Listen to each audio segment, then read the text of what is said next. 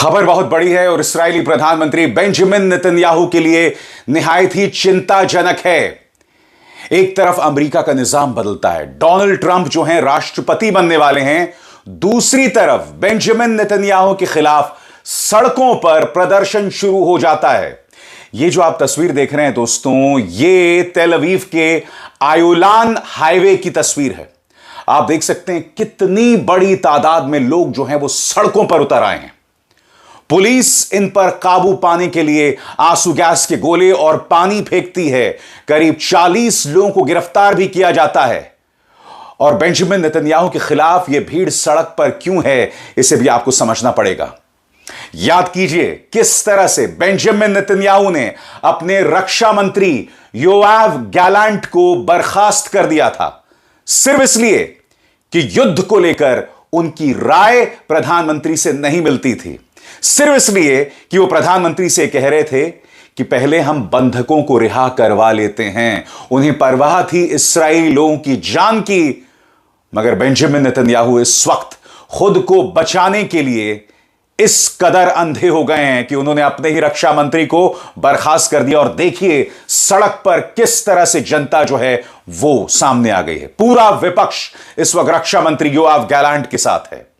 मैं आपको बतलाने वाला हूं इस शो में कि किस तरह की प्रतिक्रिया हमास की आई है अमेरिका के नए राष्ट्रपति पर, साथ ही अमेरिका ने किस तरह से योआव गैलेंट की बर्खास्तगी पर चिंता जताई है। मगर सबसे पहले दोस्तों देखिए क्या हालत है इस्राएल की सड़कों की।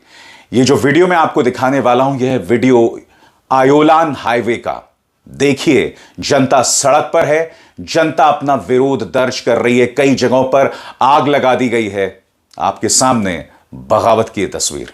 Hundreds of people took to the streets of Tel Aviv in protest of Gallant's firing. Israel's Foreign Minister Israel Katz will take over the position.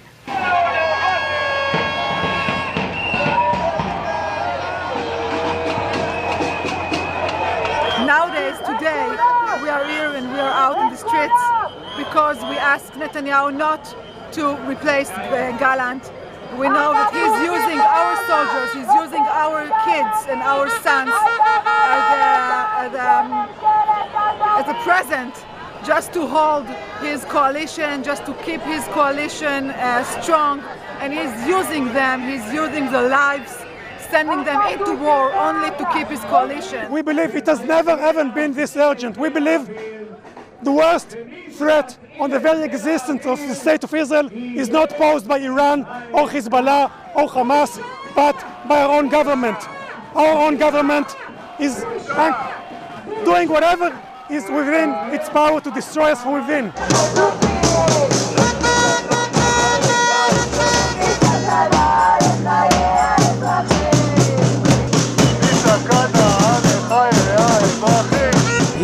He put us into a situation that endanger all Israel, not only the people in the south and the people in the north.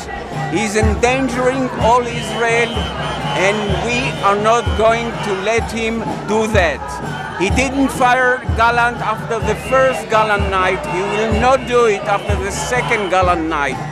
It's time to understand that Bibi has to step down from his office and to let serious people to lead Israel into the problem that he was creating.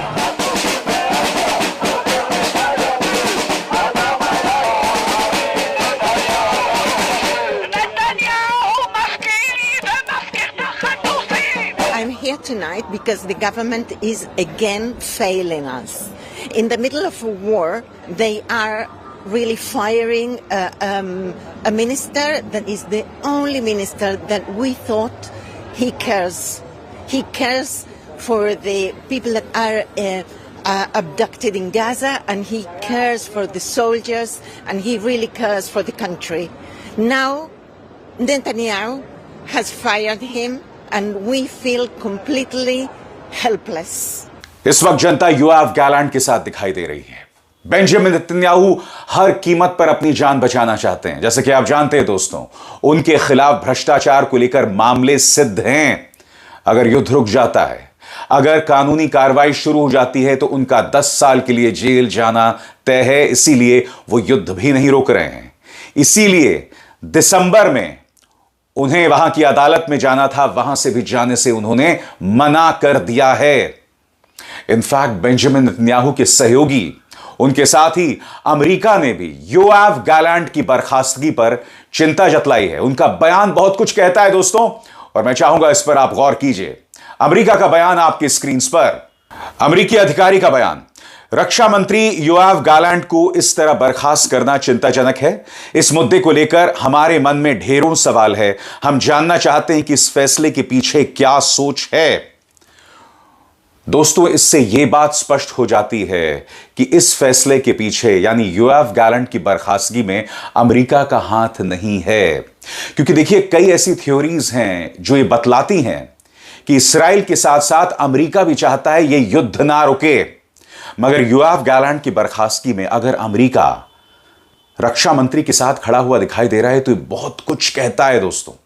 और जैसे मैंने बतलाया, पूरा विपक्ष इस वक्त Yoav Gallant के साथ है। एक एक करके विपक्ष के जो बड़े बड़े चेहरे हैं उनसे मैं आपका परिचय कराना चाहता हूं। आपकी स्क्रीन पर बेनी गैंट्स, जो कि इस्राएली विपक्ष के नेता हैं। बेनी गैंट्स का कहना है कि योआव गैलेंट की बर्खास्तगी सरासर गलत है और इसको लेकर पारदर्शिता होनी चाहिए।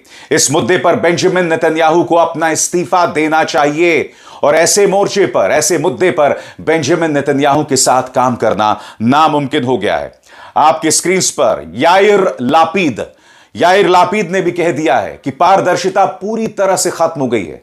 बेंजामिन नेतन्याहू सिर्फ और सिर्फ अपनी जान बचाना चाहते हैं, इसलिए तमाम हरकतों को अंजाम दिया जा रहा है। एक व्यक्ति जो अपनी जान बचाने के लिए अपने रक्षा मंत्री को बर्खास्त कर रहा है, युद्ध को जारी रख रहा है, स्वाभाविक सी बात है उस पर सवाल होगा। तीसरा चेहरा आपके स्क्रीन पर एविगडोर लीबरमैन ने भी कहा है कि जिस तरह से बेंजामिन नेतन्याहू इस पूरे मामले को हैंडल कर रहे हैं, देश की अर्थव्यवस्था को इसका जबरदस्त नुकसान पहुंच रहा है। योआव गैलेंट में उन्होंने पूरी तरह से ट्रांसपेरेंसी के, पारदर्शिता के नियमों की धज्जियां उड़ा दी हैं, धता बनाकर रख दिया है। चौथा और आखिरी नाम याइर गोलान। जी हां, ये भी इस्राएल के विपक्ष के नेता हैं। उन्होंने भी हैरत जतलाई है इस पूरे मामले में कि आखिर ये हो क्या रहा है, और उन्होंने कहा है कि जनता को योआव गैलेंट का साथ देना चाहिए क्योंकि अब पूरी तरह से इस्राएल में पारदर्शिता खत्म हो गई है, जवाबदेही खत्म हो गई है और एक आदमी अपना एजेंडा पूरे देश पर थोप रहा है। दोस्तों, मैं आपको पहले भी बतला चुका हूं कि आखिर योआव गैलेंट और प्रधानमंत्री बेंजामिन नेतन्याहू के बीच में मतभेद के कौन से बिंदु हैं, और 4 मतभेद के बिंदु अगर आप पढ़ेंगे तो आप समझ जाएंगे कि बेंजामिन नेतन्याहू की नीयत क्या है। एक एक करके ये जो मतभेद हैं आपकी स्क्रीन पर। पहला, पूर्व रक्षा मंत्री योआव गैलेंट ने साल की शुरुआत में कहा था कि माहौल बिल्कुल माकूल है हमास से बंधकों की रिहाई की बातचीत करने के लिए, मगर बेंजामिन नेतन्याहू ने कहा अभी युद्ध जारी रखते हैं। जैसा कि मैंने आपके सामने सवाल उठाया था कि इस वक्त क्या जरूरी है बेंजामिन नेतन्याहू के लिए कि युद्ध जारी रहे जिसमें कई बेकसूर फलस्तीनी और लेबनानी लोग मारे जाएं, बेरूत में हजारों लोग मारे जाएं, या फिर जो इस्राएली बंधक हैं उन्हें रिहा कराया जाए।